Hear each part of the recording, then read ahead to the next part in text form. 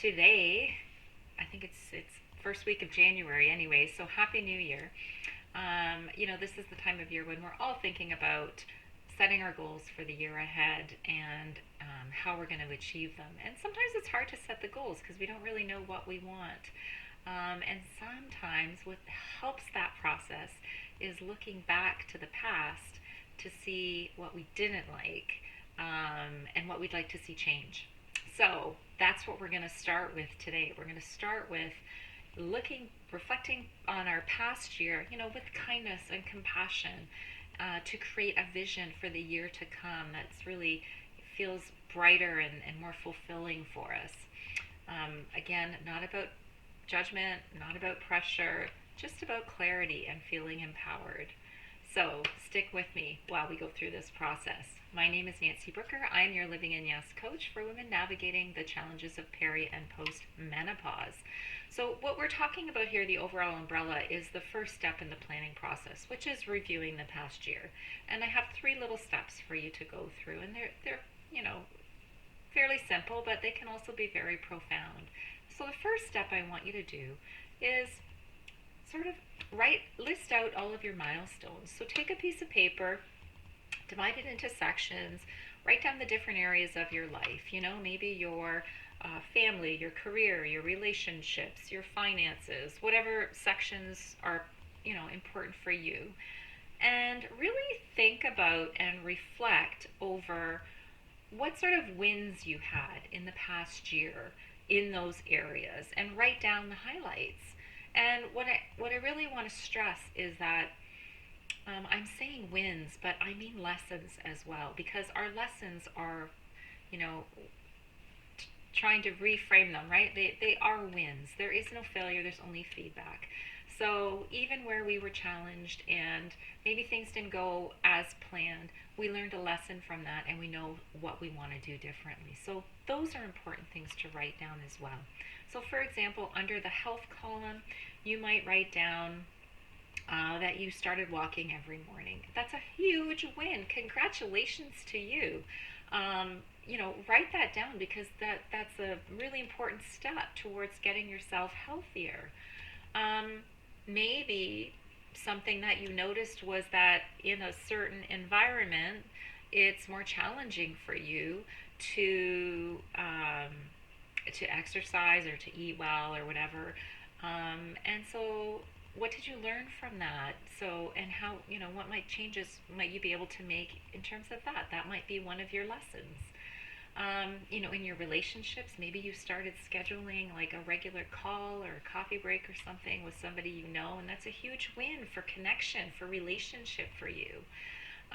There's all kinds of things that you could write down. So in all of those columns, list your wins and your lessons.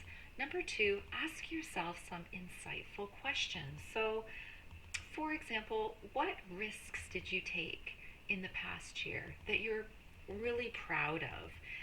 It could be that you finally had a hard conversation with somebody that you've been really putting off or have been really, not wanting to do. Maybe you took up a new hobby that was something that you would never have seen yourself doing, and that in itself was a risk for you. Write those down, because those are huge wins. What accomplishments did you have over the last year that really make you smile? That could be anything. That could be, I took care of my puppy for a week, or I dog sat for my friend for a week, and that made me smile. I had a really nice time. I didn't realize I had that in me. It could be something like I hosted a family gathering, or I stuck to this new routine. Whatever it is that makes you smile, that makes your heart feel lighter. Write those down as well. And then think about one thing that you would approach differently. Now, some of this is kind of overlap with the wins and lessons from the first section, but think about things where maybe you could have had more self-compassion for yourself or for someone else, or I don't know, created more balance in the different areas of your life, whatever that might be. And then my last question for you is, if you could summarize last year in 3 words, what might those words be for you? I know for me, when I went through this exercise, I came up with challenge, breath, and perseverance because it was a challenging year. And I don't say those as negatives because definitely it was a challenging year, but I'm still here. I made it through, and not trying to be positive Pollyanna, but that is the positive part, right? I persevered, and here I am, and wiser, older, and older. Okay, maybe not. um, so just come up with whatever your words are that are good for you. But that brings me to the next section, which is try and keep it positive. Remember, when we're reviewing what happened over the past year, this isn't about judgment. It's about clarity. It's about getting clear on the patterns, the things that we did that worked and that we want to bring forward with us, and the ones that really didn't work and we just like to leave them in the past. So whatever that is. So maybe you have been struggling with sleep and you've tried certain different things and they haven't worked. Those are the ones that you want to leave in the past.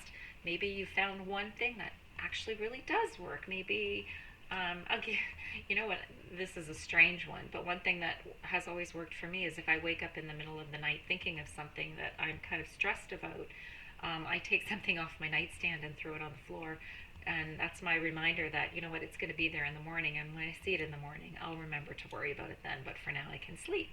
So I don't know. Maybe that works for you. But you're just thinking about what the wins were, what worked and what didn't, and what you want to keep. It's so important to know where our starting point is. And we can't know our starting point unless we're reflecting on what's happened and where we are today. So these are our launch pad for our vision. So next week we'll talk about sort of previewing the year ahead and what that's going to look like.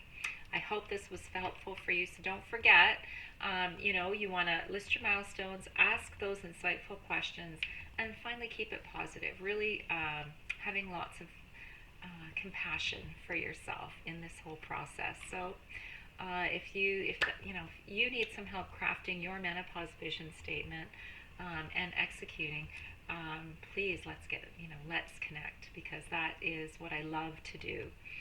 Reflect on what you want, not what you fear. I'll leave you with that. Bye for now.